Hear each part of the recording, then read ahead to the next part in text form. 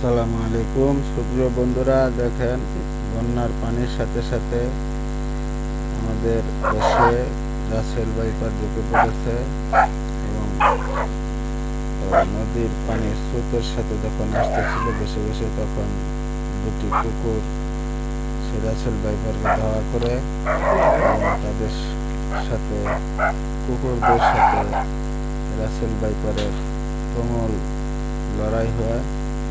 আপনারা দেখুন, কুকুর এবং সাপের লড়াই।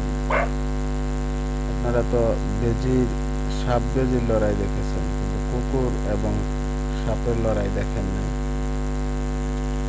দেখুন, মহা বিষধর শক্তিশালী বিষধর সাপের সাথে কিভাবে দুটি কুকুর লড়াই করে যাচ্ছে। জীবনকে বাজি রেখে